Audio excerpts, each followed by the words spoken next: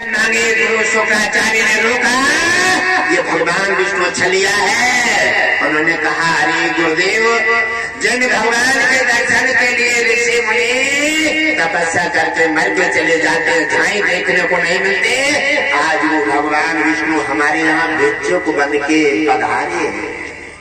क्या बात है, क्योंकि भगवान कभी कभी भक्तों को और छोटे बड़े को नहीं देखता, और भगवान भी कभी कभी भक्तों के सामने हाथ जोड़ करके खड़ा हो जाता, क्योंकि सीख देता है। सीख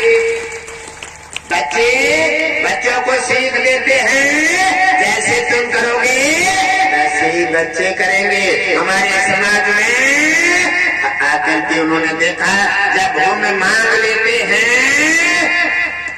और 3 पैग में तीनों लोग मांग लिए, आधा पैग शेष बचा। अब कहने लगे, ये कहां से पूरा करोगे? भगवान ने फांस लिया अहंकार खत्म करने के लिए, और फांस करके उन्होंने कहा, लेकिन कभी भी भगवान बांटने वाली, 3 उठाने वाले की कभी हार नहीं होने देते।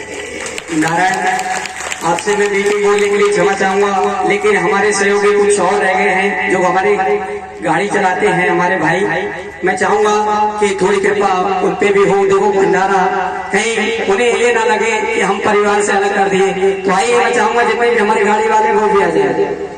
आइए भैया, आप भी हमारा परिवार है, आ जाइए। आगे अपना मौका लीजिए। उसी समय उन्होंने जाकर के जब व्यवस्था देखी, और व्यवस्था देख करके, और जब उन्होंने देखा और देख करके जब आधा पैग शेष बचा, तो भगवान विष्णु ने कहा, अब कहाँ पूरा करोगे? भगवान भक्त की परीक्षा ले रही है। बलि ने कहा, हे मेरे करुणानिधि, अभी मेरे पास है। अब बोले, अब क्या बचा है? बोले, अब मेरा शरीर बचा है, इस पर आप अपना आधा पैर नाप सकते हैं। और भगवान के लिए जब बलि ने सर्वस्व अपना भी अर्पण कर दिया, तो भगवान भी उन्हीं के अर्पण हो जाए।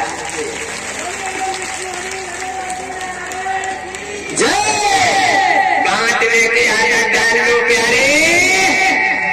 अब जब उन्होंने जाकर के और बलि से जब प्रसन्न हुए भगवान विष्णु, कहने लगे, हे भक्त वरदान मान, और मैं कहते मुझे हरा दिया, ऐसा चट्टान भक्त मैंने धरती पर नहीं देखा।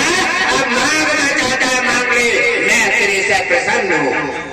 और बलि ने कहा, हे नाथ कृपालु, यदि देना चाहते हैं तो मेरी तो जो आदत है वही आदत पूरी करना चाहता हूँ। उन्होंने कहा, क्या आदत है? बोले, हे नाथ, आप तो जानते हैं मेरे की बांटने की आदत है। बोले, क्या चाहते हैं? बोले, मैं 24 घंटे अभी दान और करना चाहता हूँ। 24 घंटे अभी दान और करना चाहता हूँ।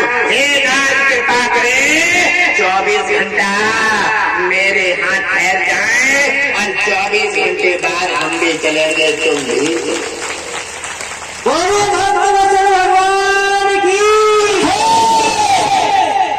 भगवान विष्णु ने कहा, हे राजा बलि, अरे तने ये क्या मांगा है? 24 घंटे नहीं, अगर तू मुझे पूरे जीवन को भी मांग ले, तेरा जैसा भक्त मेरे पर समर्पित हो जाता है, मैं उससे कोई भी पक्षपात नहीं करता। भगवान विष्णु ने वरदान दे दिया, तथास्तु ऐसा ही होगा।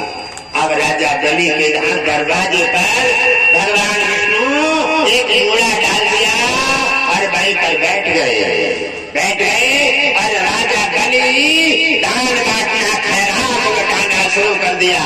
जो आ रहा है और वो ही देते जा रहे हैं। अरे मेरे प्यारे भक्तों, बांटने की आदत डाल दो, दुनिया में कुछ नहीं बचा है। जो तुम हाथों से बांटोगे, हाथों से दान करोगे, हाथों से खिलाओगे, हाथों से पिलाओगे, और वाणी से भजन अच्छे वाणी बोलोगे, यही तुम्हारे साथ जाए।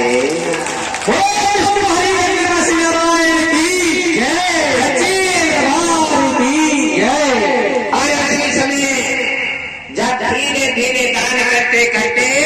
24 घंटे पूरे हो गए। भगवान विष्णु ने कहा, हे बलि अब चले। कहने लगे, नाथ कहाँ चलोगे? बोले, अब 24 घंटे पूरे हो गए, 24 घंटा को तुमने माना था, अब चलिए, अब तुम तो हमारे हो। तो उन्होंने कहा, हे नाथ 24 घंटे होते हैं, 25वां घंटा है ही कहाँ? और जिस दिन 25वां घंटा लग जाए, बाद दिन तुम और हम दोनों चलेंगे, और जो 24 घंटा रहे तब तक तुम हमारे यहाँ ठहरोगे।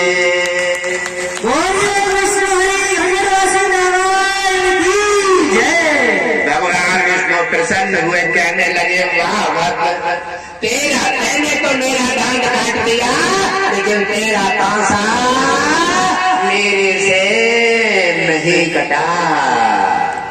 भक्त के भाव में भगवान खो जाता है। और जब उन्होंने कहा, और जब 24 घंटे में साधन नहीं मिला, और कहने लगे, अब तो उनकी कुटिया पर बैठे हैं, देख कर रहे हैं, और राजा बलि रातों दिन खैरात लुटा रहे, क्योंकि लक्ष्मी की कृपा थी, जो मांगते थे वो बांटते थे, हीरा जवाहरात। और जब लक्ष्मी ने देखा कि भगवान विष्णु पुनः वापस नहीं आए हैं, अब तो लक्ष्मी को खलबला मचने लगा। उसी समय लक्ष्मी देवर्षि नारद के द्वारा जानकारी लेती है, और उन्होंने जानकारी दी, लक्ष्मी एक सादा नारी का रूप धारण करके धरती पर पधार जाता।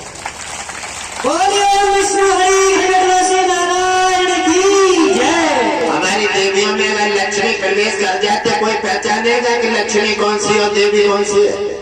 देवताओं में भगवान विष्णु प्रवेश कर जाए, मानव का रूप धारण कर पहचानोगे तो भगवान विष्णु कहाँ गए? हाँ, कोई नहीं बचा सकता। संतों में भगवान विष्णु निवास कर जाए, कोई पहचानेगा कौन सा संत भगवान है। इसलिए इस सत्संग में न जाने कौन देवता और कौन कौन भगवान आकर के सत्संग का आनंद लेते हैं, और देवताओं की मूर्ति में आकर के मानव के देह में प्रवेश करके सत्संग का आनंद ले।